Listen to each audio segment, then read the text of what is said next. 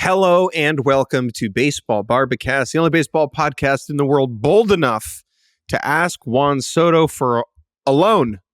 I'm Jake Mintz, Mintz and Jordan Shusterman, and I did talk to Juan Soto this morning at Mets camp, but I did not Venmo request him. Probably for the best. I don't think Mets PR would be super thrilled about that ask on their part. But that would be fun. I guess if you went to them first, like, normally it's just common courtesy. Normally you maybe go to PR, say, hey, can I get some time with so-and-so? If you just kind of slip in there like, hey, could I get like a couple G's from Juan over there if he's got some to spare? Probably not the best idea. No. Good morning, everybody. It is Monday, February 17th. Another beautiful day here in Florida where I am. Jordan is in Arizona. And on this episode, we're going to just kind of talk about what we've seen so far in spring training. We don't have games yet. There's not a lot of news that happened over the weekend. So we're just going to kind of take your hand and take you with us and give you a little glimpse into the spring training life. Then we're going to discuss the 26 and under rankings that we have released over at Yahoo today that we're excited about. Talk about the college baseball season opener weekend, which I kind of think sucks a little bit, and I'll explain why. We'll do a stupid quiz, throw things into turbo mode, and get out of here. But let's begin, as always, with the opener.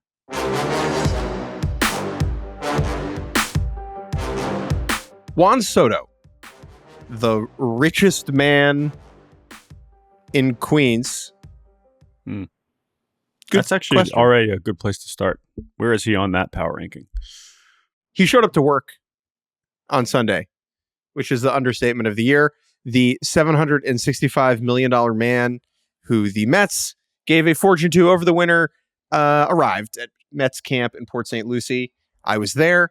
It was weirdly uneventful considering the bells and whistles and the general opulence of all things that is Steve Cohen and the show that was the 2024 New York Mets. Like, I was expecting fireworks and like a Juan Soto, but it was really just a guy rolling in to work. I mean, Port St. Lucie, Florida, it is what it is. I think spring training it's funny because I had sort of this thought too about the Bregman presser. When you do press conferences in spring training, it's not as fit for that kind of presentation. Now, in this case, Juan Soto has already been introduced, right? So this is not the first time. I mean, even at the intro over the offseason, he, put on the Mets jersey. But now it's in work mode, and it's also still spring training mode. So, like, even Bregman the other day when he was being introduced, it's not like he was wearing a suit. He was already in his warm-ups, right? Even Boris wasn't, like, dressed up for that one. So we're in a different mode. But I like that, right? The offseason is officially over. With all due respect to the handful of free agents that are still out there, like, I feel like we have now moved into season mode, at least in some forms. And I think that was reflected in Juan Soto looking like he was doing a pregame press conference. Oh, it was so busy as usual. Like, nothing about his behavior signified that he had just received the most expensive contract in the history of sports. Right?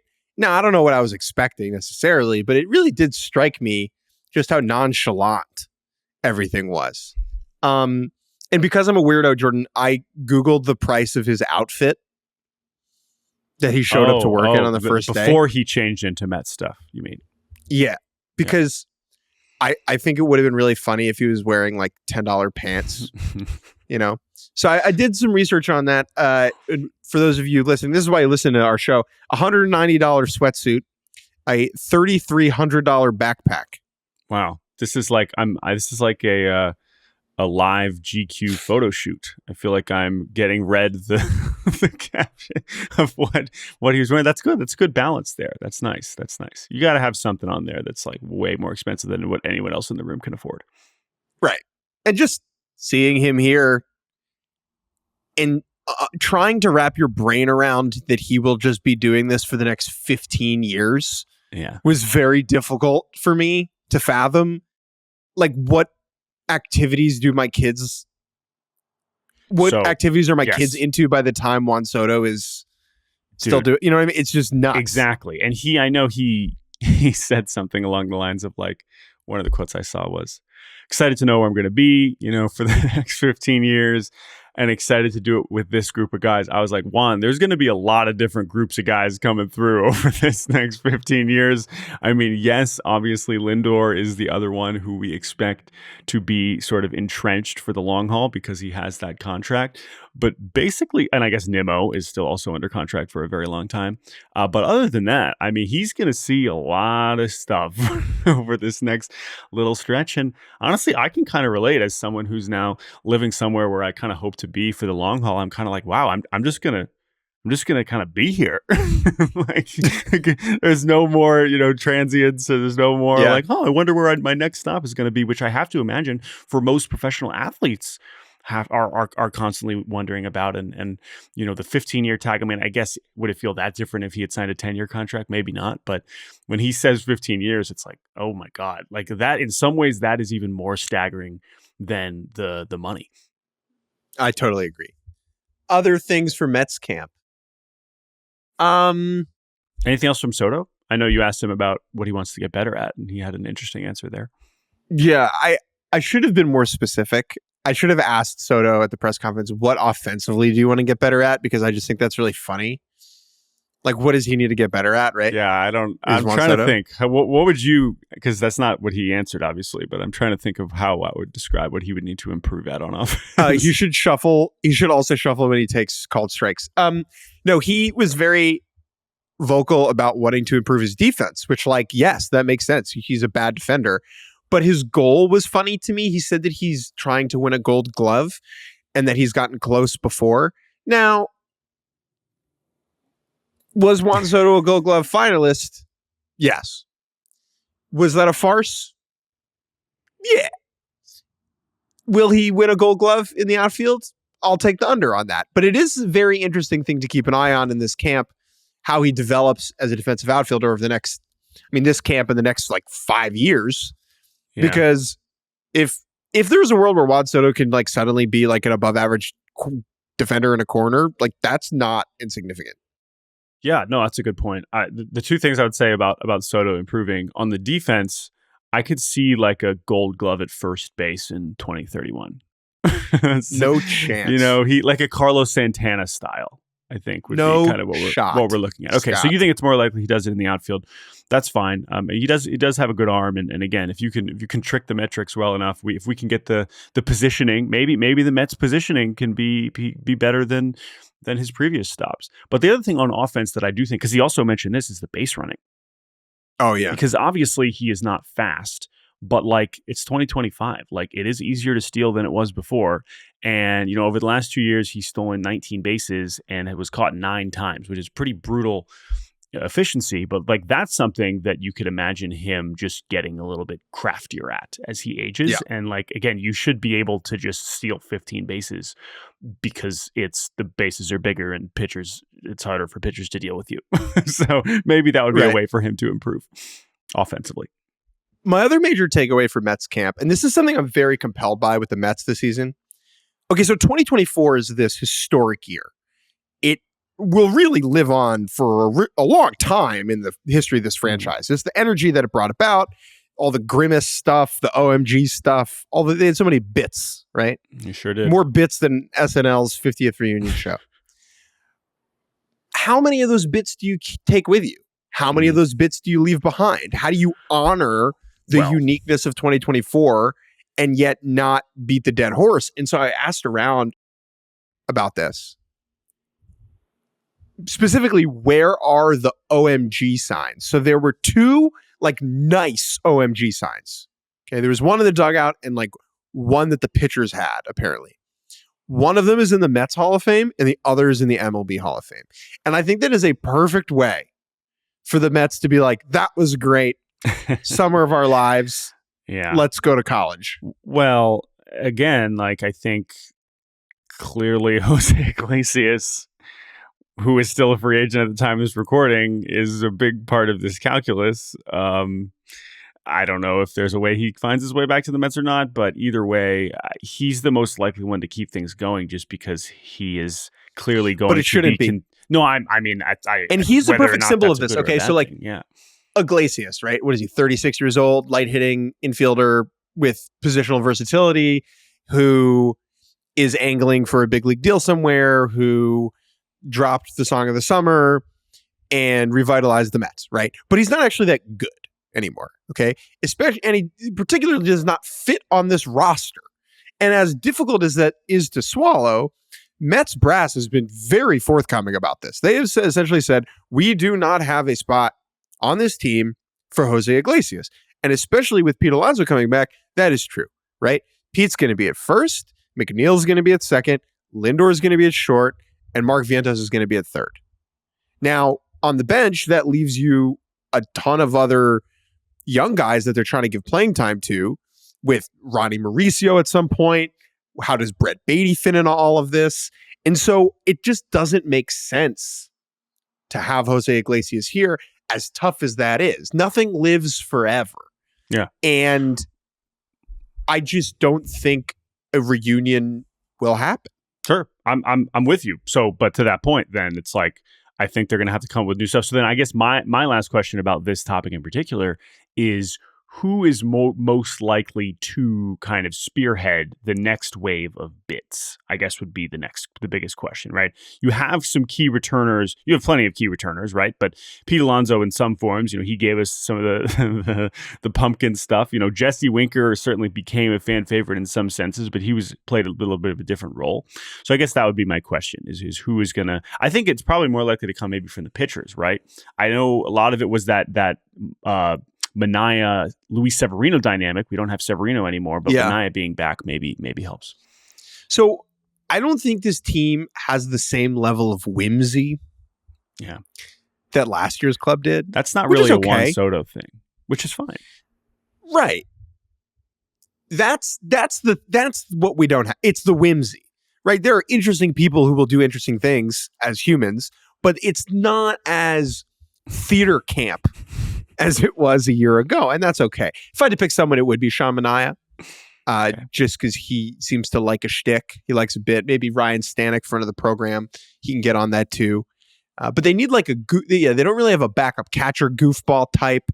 So I think the 2025 Mets. Terrence has got some. He's a nice fellow. But yeah, I could also see Frankie Montas fitting in well with some of that vibe. Yeah, I think the 2025 Mets will be less funny, less entertaining, and better. And I think that's okay.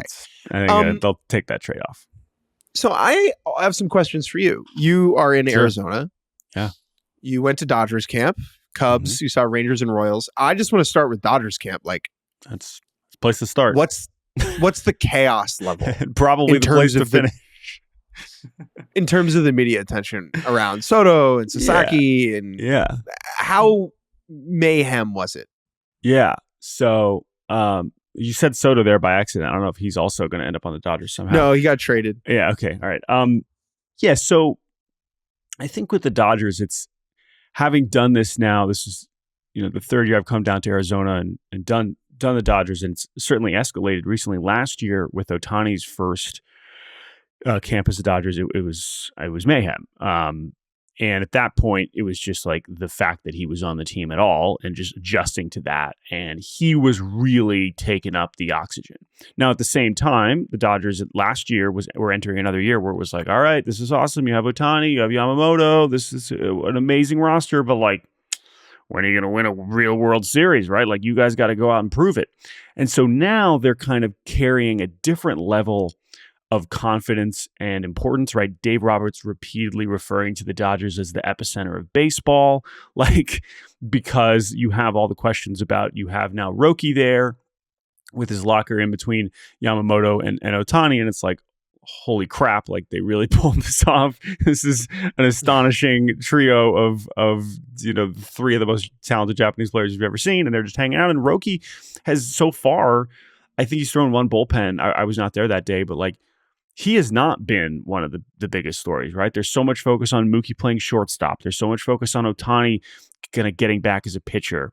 There's so much focus on Blake Snell, right? Blake Snell is a huge deal, right? And him being on this team now, even though it feels like ridiculous excess, understandably, he is even though he's not Japanese.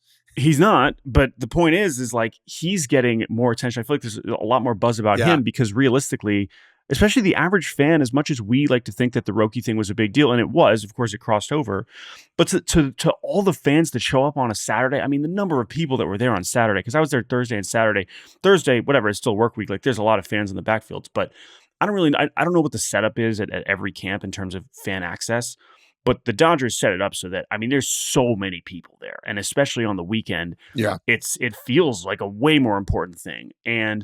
But the point being that, like, while there are a ton of Japanese fans also that have come over from either from Japan or from California and stuff like that, most of the fans there are just like Blake Snell. I know Blake Snell. Like Blake Snell's a 2-time Cy Young winner. Like he's that is a huge deal. So that, and then this was the same thing as last year. But when you have that much talent on the team, you have the moment where you're like, oh, there's Glasnow. Glasnow have given zero thought to him, right? I mean, that's another one that last year was a much bigger story. And then you have Teo being back and Conforto. And then on the other side, as you go in and, we'll get to some NRIs later on in this podcast, but, you walk in on Saturday and like, there's Eddie Rosario for some reason. And you're like, how is there room for why are we even bothering to make a locker for some of these NRIs? But it's a fascinating dynamic. It does feel singular. It does feel different. There's a lot of buzz over at Cubs camp, which I can talk about too, but it's not even in the same stratosphere. The Dodgers carry the level of importance and level of intrigue that you would expect for a team with this many famous baseball players. So one more Dodgers question, and then we could take a little break from them. Mookie Betts playing shortstop. You mentioned this. Yeah. They did this last year. Okay. Well, now the timeline with Mookie playing short last year was everyone shows up to camp, and Gavin Lux, who has since been traded to Cincy, he's supposed to be the shortstop. Mookie's going to play second base, right? And then Gavin Lux has some trouble throwing the ball to first, and they switched those two pretty late. It was in March. It was once games had started. It was like the first or second week of March. They were like, just kidding. It's going to be Mookie at short. Okay. So then Mookie plays some shortstop throughout the season. Mm-hmm. Understandably, he's not very good at it. Like he's not awesome. Fine to bad defensively. Yep. Good bowler, good guy, good hitter, whatever. He kind of proves he's maybe not a shortstop. By the end of the season, he's not playing there. Yeah. Right. So we have Miguel Rojas there. We have Tommy Edman playing there. And when the Dodgers trade Gavin Lux over the offseason, it kind of came as a surprise in just that it meant Mookie was going to move back to shortstop. What is the reason? Like, what about this time do the Dodgers think is going to be different so that Mookie is a decent enough defender to make it worth it? Yeah, so, I mean, the offseason sequencing was important because they started their offseason by saying Mookie's moving back to the infield. Last year, he missed 2 months with a broken wrist, and when he came back, just because of the roster, it made more sense for him to play right. And so that's what he did for the rest of the way. He played right all the way through October and was more of Edman and Rojas in the infield. But they started their offseason before they traded Lux, before they signed Hai-Sung Kim, before they did a bunch of other stuff. It was like Mookie's playing in the infield, but we didn't know if it was going to be shortstop or second. And then eventually with those moves, they bring in Kim. And because of that, it's like, all right, Kim's going to be second and Mookie's going to be short. What's clear here is that this is something that Mookie is now embracing and attacking and has been since the very beginning. And I think that the way Dave Roberts talked about this, and I wrote about this in my little dispatch from Dodgers camp, like Mookie is in a situation in his career now where he's like, I don't know how the best way to phrase this, but it's like he wants to do something new and he wants to prove that like he's even better than we already think. And one way to do that is to be a good shortstop. And the Dodgers are giving him that opportunity. And because he realized that it was going to give them the runway to bring back Teo, to bring in Conforto, they feel like Teo's better in right. So it's like, all right, great. So if we want to do that, then Mookie's going to move to the infield somehow. And they wanted to move on from Lux. They're So interested is in the Kim. idea- And so Mookie, like is the the idea idea is that basically Mookie's been taking ground balls at shortstop for the last 4 months instead Right, of whereas 2 last weeks. year, right. not even, right?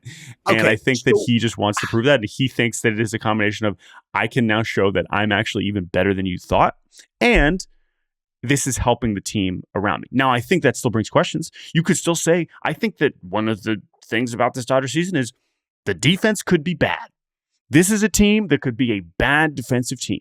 If you're talking about Mookie at short, you're talking about Muncy at third, you're talking about Teo and Conforto in the corners and Edman in center when he's probably better in the infield. Freddie, who is considered a good defender, but obviously is not exactly as physically at his best and is certainly getting older. Will Smith as a defender has kind of fluctuated recently. Like, there is a version where this is a bad defensive team, which is, I think, compelling. Right now, they might be scoring 10 runs a game and it doesn't matter, but that is something that we will at least be monitoring. But I think that the main thing to take away from Mookie is that he really wants to do this. He was part of the driving factor, and I think they realized that it would help them do some other stuff, and we'll see how it goes. I don't want to bet against Mookie Betts because that's kind of where I'm at. Look at him. Still, though, dude, and it's admirable for him to want to take this on. We talked about this last year. They're just, people don't move to shortstop at 32 years old. They just don't do that. And there's a reason people don't do that. Yeah. So here you go. How many playoff games is Mookie Betts starting at shortstop? I think more than last year, I guess would be my answer, which is last year it was 0. I think that I think this is what they're going to do. I don't. Okay. I think it wasn't great last year. But he wasn't the worst shortstop in the league. Like, a lot of it was throwing. That was the other thing that I think why they're confident is a lot of the issues with throwing, and they feel a lot better about fixing that. Throwing. So you think the Dodgers? Like that. So you think the Dodgers are going to make the playoffs?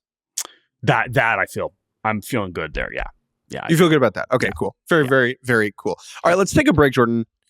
And when we get back, we'll fly through other camps: Yankees, Braves, Cubs, Rangers, Royals. And we'll welcome college baseball back. Let's do it. And welcome back to Baseball Barbacast. All right, we did Mets camp, we did Dodgers camp. Let's do Yankees camp. I was there for 4 days, more days than Marcus Stroman has been there. Good joke, Jake. What questions? Let's actually start with Stroman because we didn't talk about this. That happened like right after we posted the pod last week. I'll set the scene.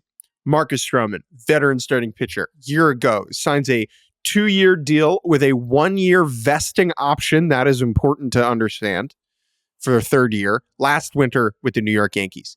He is aggressively decent in 2024. I believe he finished with a slightly below average adjusted ERA and did not make the ALCS roster, made the World Series roster, and I don't think he pitched. He certainly did not start a game. Did not appear in the postseason. Great. Then over the winter, the Nueva York Yankees gave Max Fried quite a bit of money to be their number 2 starter, meaning that the 5 spots in the rotation are pretty settled. Garrett Cole, no freaking duh. Max Fried, just paid him. Carlos Rodon, getting paid a lot of money. Luis Gil, just won Rookie of the Year. And Clark Schmidt was hurt for stretches, but had a lot of upside. They felt confident enough in that group to trade away Nestor Cortez Jr., who'd been a staple for them for some time, right? So that leaves Stroman as the 6th starter on a team that's going to use 5 starters. Now, that's frustrating for 2 reasons for Stroman. One, he sees himself as a starting pitcher. He signed with the Yankees to be a starting pitcher. 2, his contract status, and this is important to what we're going to talk about. If he throws 140 innings in 2025, an $18 million vesting option vests.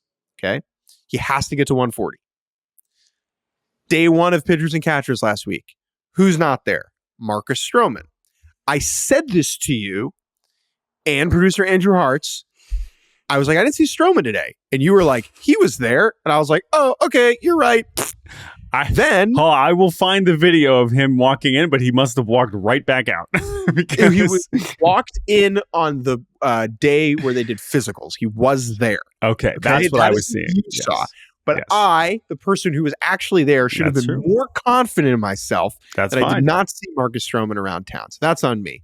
He does not show up to day 1 or day 2, and it's just immediately a story. Stroman, who has developed a reputation for marching to the beat of his own drum, is the simplest way to describe it. And he's not there. And so it's notable because he's like the only dude who's not there.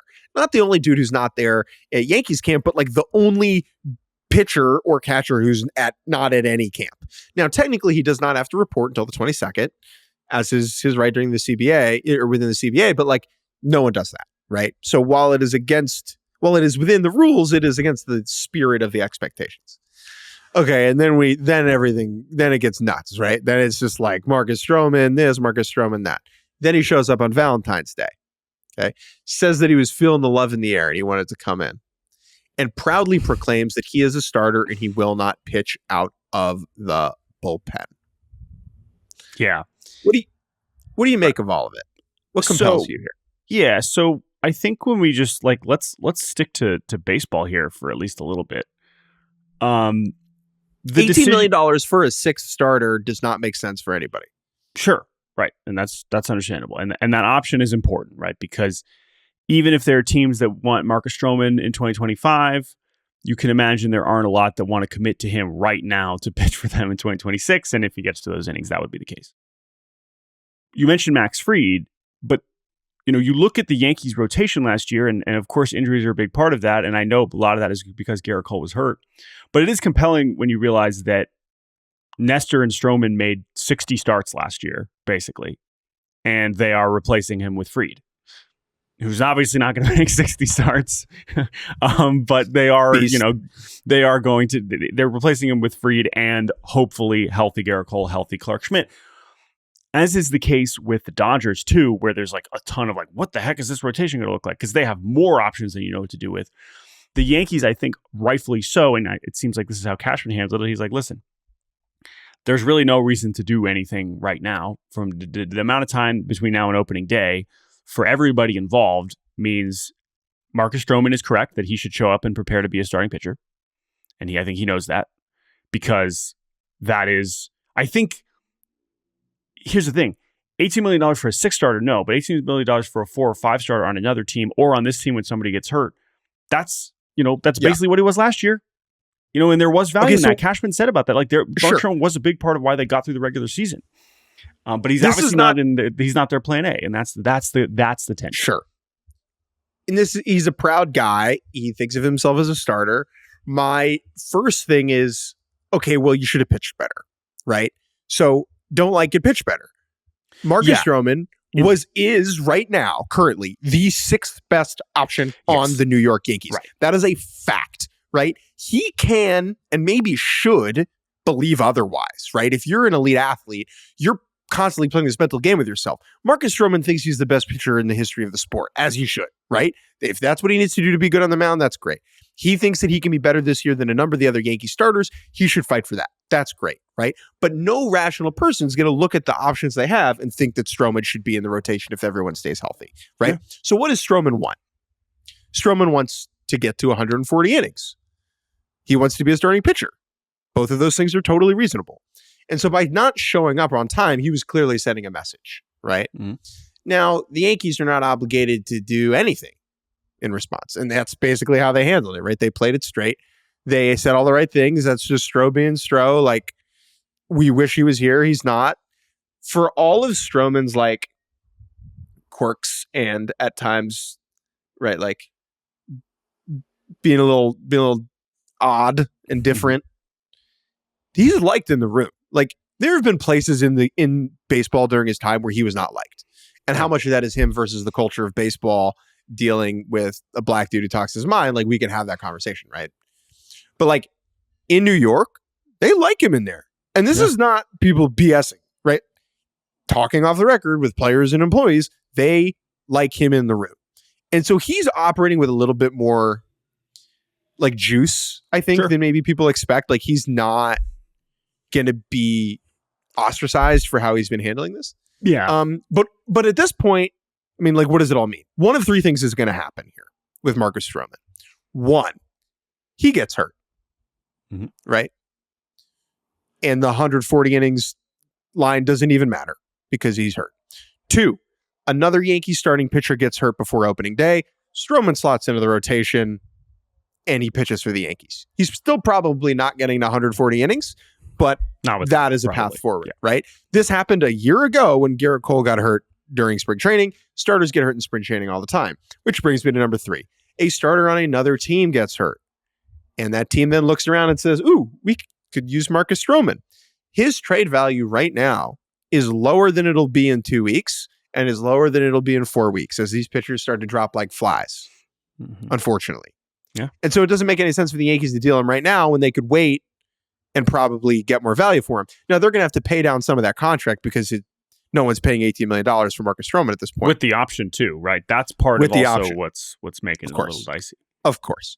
Now, all in all, I am compelled by this. I think it's interesting. I like that Marcus Stroman is a character all his own, right? I think it is compelling to think about and to consider. And if I was like a Yankees player dev person, I would be frustrated that one of my players is not at camp when everyone else is. But it doesn't really bother me. Because it's the Yankees, because it's Stroman, because like there are enough details here that make this feel noteworthy. I would just say that there are a lot of players in a lot of camps that are not happy with their roles. That's part of the business. And to your point, don't like it, play better. If Mark Stroman pitched better than Clark Schmidt last year, we would be having an interesting conversation right now. We would be like, all right, maybe Stroman should be the guy over Clark Schmidt, but that's not how it feels at all. It doesn't, like you said, you cannot make a coherent argument that he's one of their 5 best starters right now. And I think that is what maybe rubs a lot of people the wrong way about the way he's handled this is like, it's not as if he deserves a spot. No, he's not being wronged here. Yes. No, I agree with that. But I also think that the way he's saying but is he's like kind of acting like he's being wronged. Yeah, I think that's fair. I agree, but I also think that he's also kind of saying like, I'm going to go out and win a job. Like, I think he's viewing like I'm a starter. Like, I'm going to be in this rotation, which again, we can look at that and be like, probably not, dude. But I think that's also what I'm hearing when he's talking, even though obviously not showing up. And some of the other things he's saying is a little bit different. So anyway, it was funny to see him roll in there and be like, oh, he's here. Hey, buddy. I tweeted this, but he posted this video of like various things going on in his life on his Instagram, including getting a head tattoo on a boat. And like, I just, as someone who can't fathom getting a head tattoo or spending a lot of time on a boat, I'm the wrong person to speak on this. I totally understand. But it's like, if we're going to get a head tattoo, let's do that on dry land. Let's do that on stable ground where a vessel's not rocking in the waves. That's just my 2 cents. I guess again, same thing. No clue. Like, I'm just having, not even from a safety standpoint, I'm just thinking like, are those activities combined enhancing one or the other? Like, that's hard for me to kind of wrap my mind around. If I'm you to color inside the lines, it's easier if I'm not shaking you as you're doing it. Okay, so that's Yankees camp. Giancarlo, let's just hit that quickly. Elbows are hurt. Yeah, it sounds like he's in a lot of pain. This isn't exactly new, but it is relevant because even though we all know that Giancarlo gets hurt, like after the postseason last year, we're like, Giancarlo, superstar, huge part of this offense. If he can just do that as part of this team, like who cares about Soto? Like this lineup's going to be amazing. And then he shows up, he's like, my elbows are in a lot of pain. Like I'm not playing anytime soon. It's like, oh, right. Okay. Of course. So now it's like, unfortunately it sucks because I love Giancarlo Stanton. And like, we now have to revert back to like how we talk about him, which is like, oh my God, they still owe him $100 million over 3 more seasons. And like, he's going to play X number of games. And, you know, maybe you just treat him now forever where it's like, great. All right. Hopefully we'll see you in October. But it does. I mean, I guess the upside is it, I guess, makes the roster a little bit more flexible, right? That's part of the Giancarlo Stanton thing is he is your DH. And now if you have a DH spot, maybe you can do some other stuff. But him not being available is, I guess, important. I am currently in the press box at Clover Field here at Mets camp, and Pete Alonso has just strolled out onto the field, followed by a gaggle of cameras, and he is stretching in the outfield grass. But what is particularly funny about it is he kind of plopped down onto the turf in a way that was beautifully reminiscent of a polar bear. So I just wanted to take everyone through that. It was pretty great. Let's run through the rest of these pretty quick. I went to Braves camp. That was compelling because Ronald Acuna Jr. and Alex Anthopoulos both spoke to the media, which Anthopoulos hasn't spoken really that often in that fashion, and Acuna has just been hurt for the last however many months. I have never seen Acuna like that happy and engaging. It was kind of awesome. He did a 10-minute interview in English, which was really impressive for considering he really hasn't done it that much before. Like he's talking in English to his teammates, right? But to feel comfortable enough to communicate to the media was really cool to see. The Braves are in an interesting spot. Like, I don't like the depth they have. And I understand that the Braves are built around having guys who play 162 games. But we saw last year what happens when people get hurt, and people will always get hurt, even if your players are durable. And I'm a little concerned about that. That being said, just seeing Ronald Acuna Jr. and Spencer Strider doing baseball activities was like, oh my God, right. Like, they're it's special. A big deal. They're really, really special. Acuna in particular, man, that is a huge deal. Also, it's just wild. Like, dude tore both ACLs before turning 27, and then now he's hopefully going to try to go win another MVP. So we'll see. There's also a sneaky amount of turnover in that camp. There are only 3 players left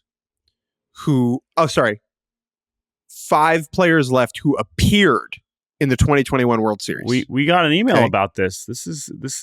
We got an email about this from Thomas, listener Thomas, and he just a lot of thoughts about just how it's just like as you mentioned, it's not that long ago, and that's such a championship team, and we're just like especially for a team that has like extended a lot of players. Yeah. Okay, so Orlando Arcia had one at bat, I believe, in the World Series in 2021.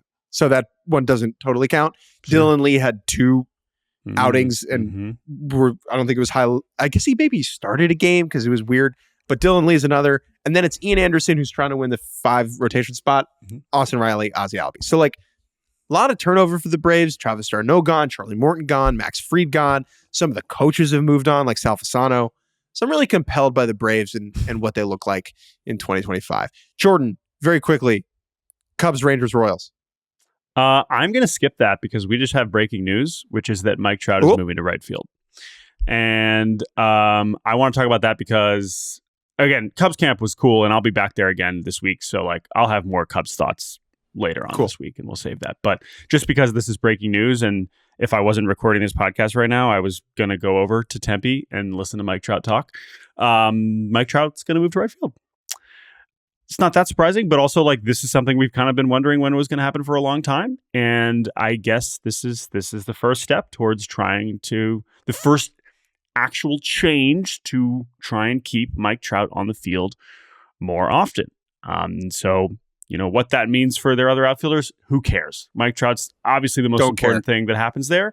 And if it means that he will play more, if this is Mike Trout as a 33-year-old acknowledging it is time to transition to another part of my career, that is a notable thing. And I hope that it means something good. And that's all I feel about that, especially, of course, in the wake of the Rendon stuff.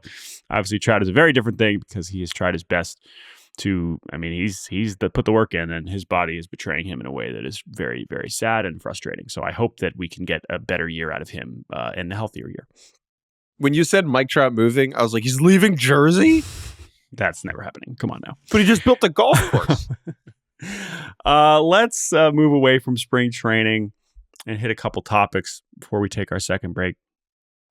The first thing we don't really have to talk about that much, but we did want to acknowledge it because this is a project that we put a lot of time and effort into, and we're launching a little bit sooner this year than we have in the last 2 years, and that is the 26 and under power rankings. This is a project that we launched a couple years ago. We started when we were at Fox. We brought it over to Yahoo last year, and now we are doing it for the 3rd time. The purpose of this exercise is essentially, this time of year, we're spending a lot of time ranking prospects and farm systems, and trust me, we enjoy that content. We think that there's value in that. That is a way to say, like, this organization has a bright future. Look at all these great young players that they have. But realistically, one of the flaws of that is that many prospects will not actually be good. They are prospects for a reason. You don't really know what they are. You don't really know what you have.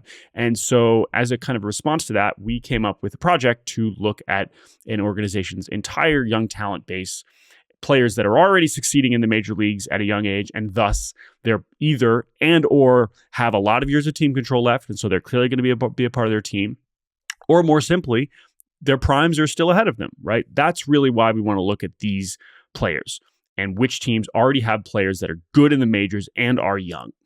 And it reveals a lot. It's really cool. We have a whole scoring system that you can go read about because we had the intro and the first 5 teams come out today.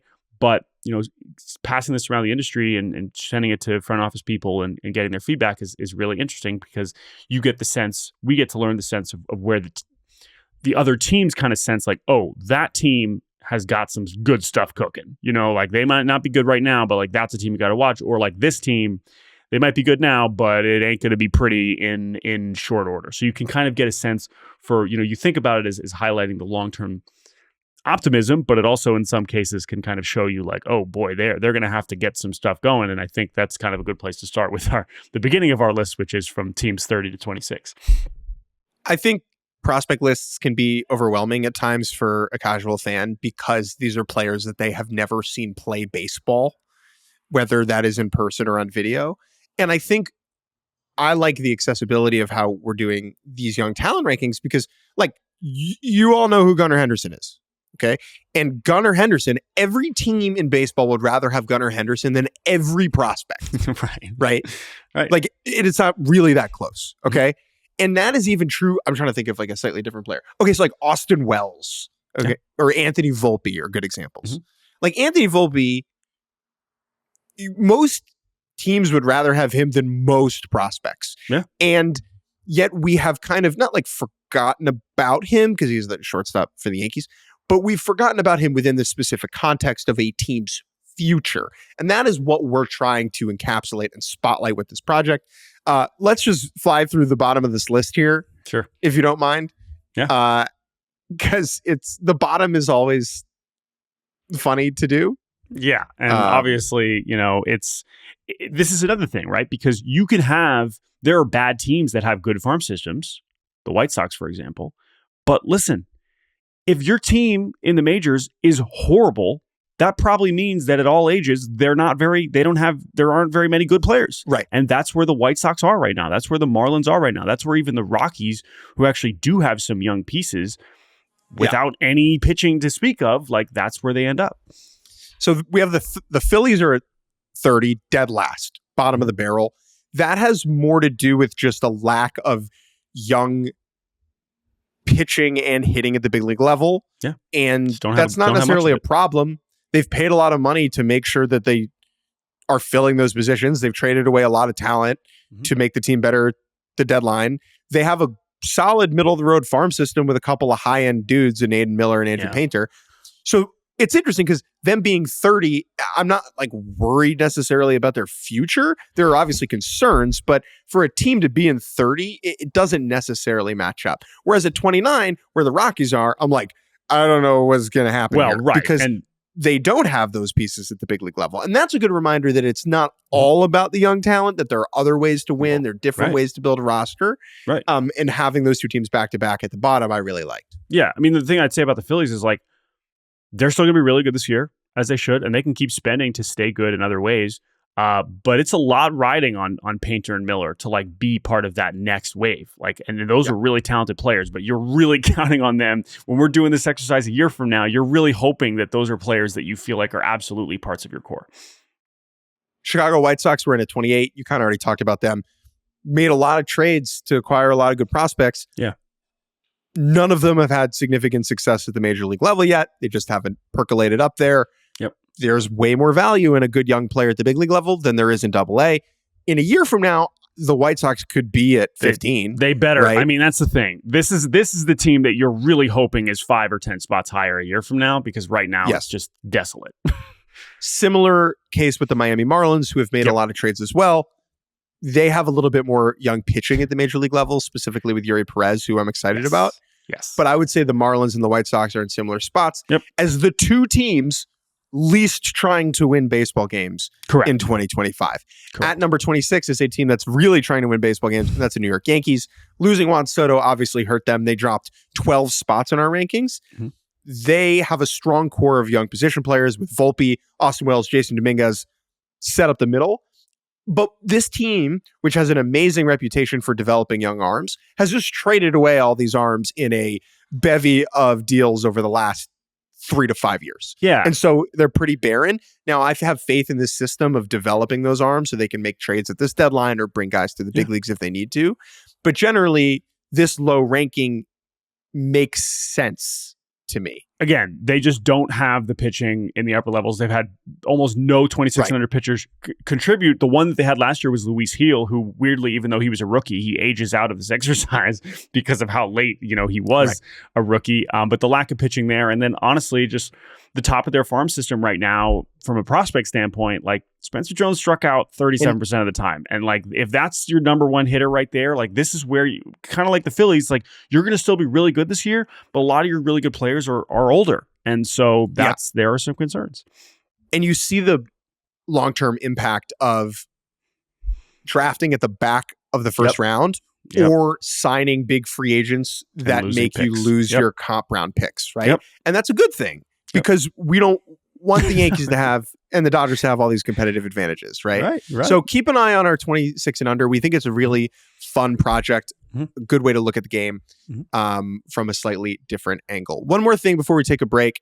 College baseball had its opening weekend, and I have a slight beef with it, and here's why. Opening weekend in college baseball, which has grown in popularity over the last decade in a really beautiful way, the opening weekend is just an underwhelming start to it all because you get really two different types of matchups on opening weekend.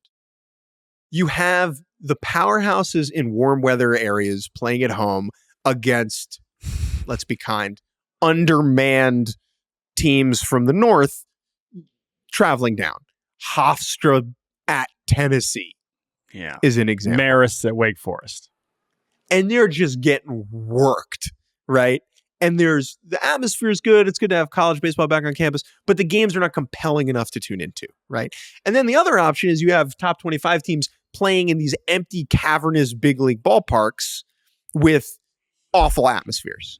While the game on the field is compelling, and I want to see these players, there's no zip to it. There's no zest. And so college baseball opening weekend for me is just a huge missed opportunity, particularly because there is nothing else going on, right? Like spring training is happening, sure, but there are no games. So if you had you really blew out opening weekend somehow, I think it could really move the needle.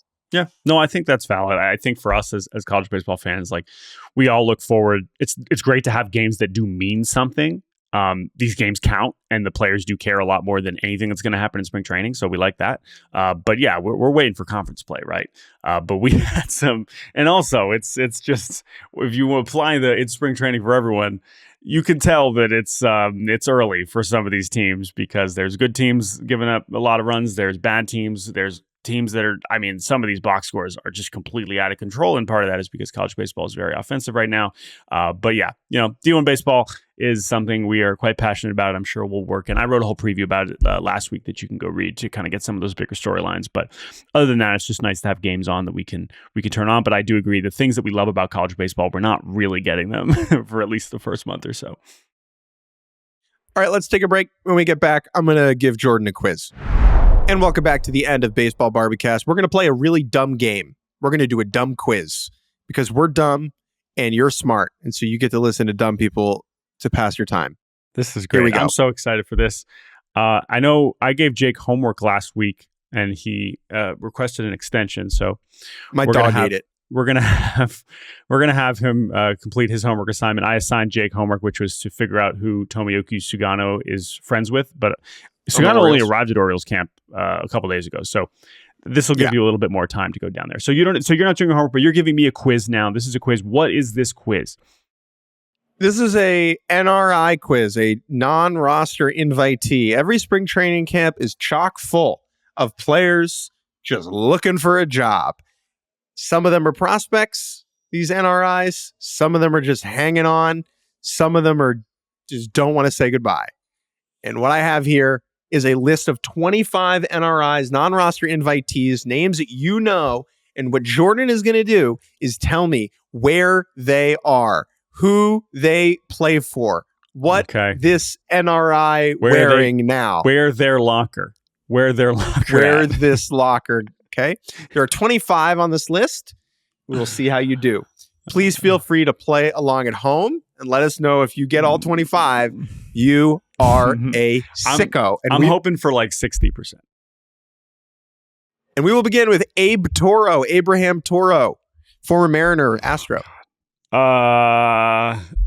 He is back with the A's. No, Boston Red Sox. Boston Red Sox, okay. Akil Baddoo. Oh, he signed? I knew he was not with the... Ooh, wait. He could... No, still with the Tigers.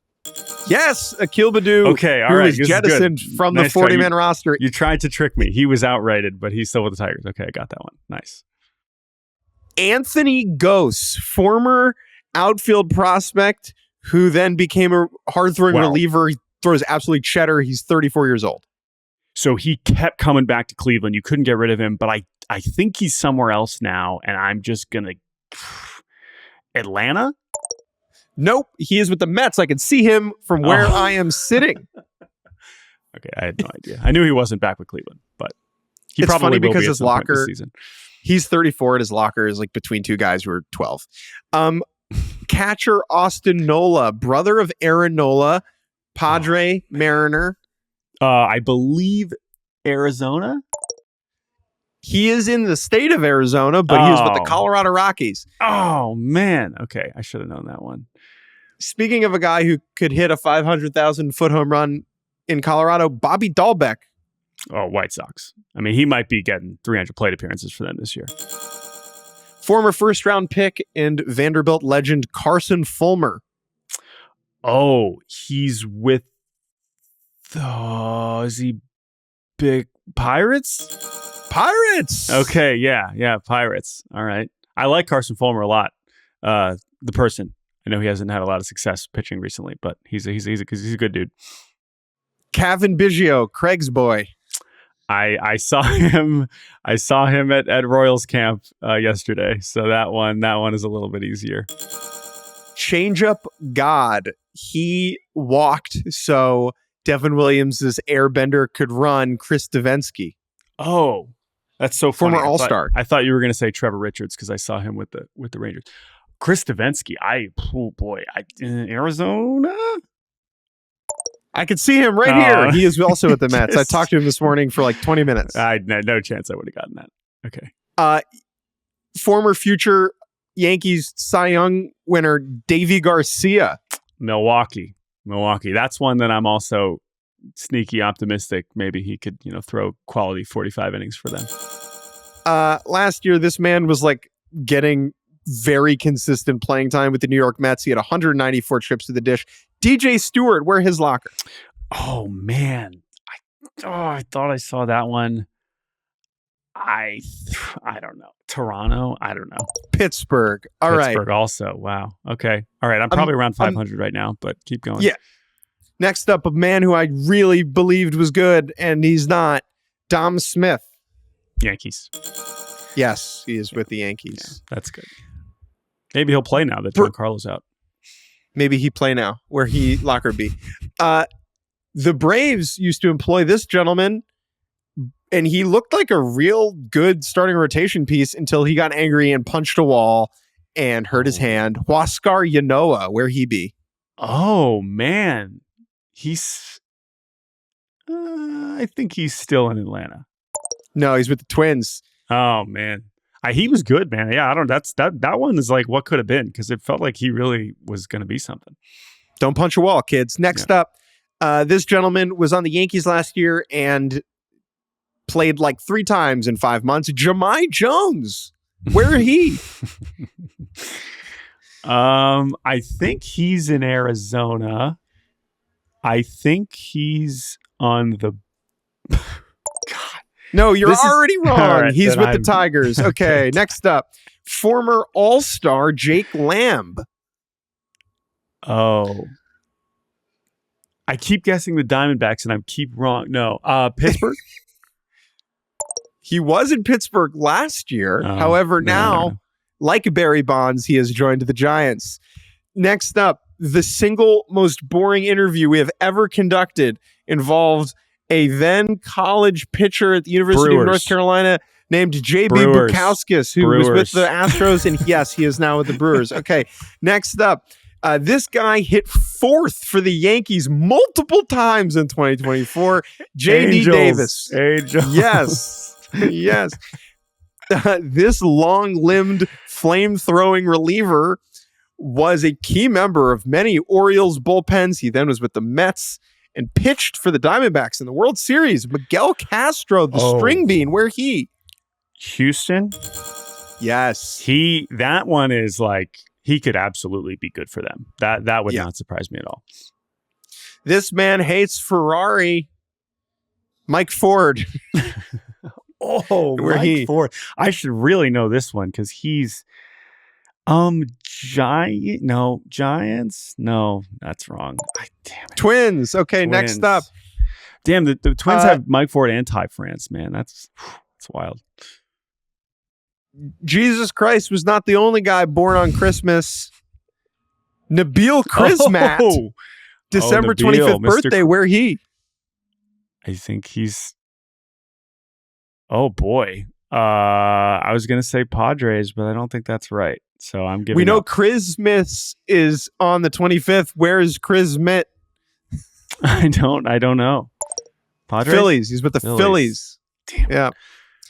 Yeah. Nico Goodrum, former Twins and Tigers utility boy. Houston?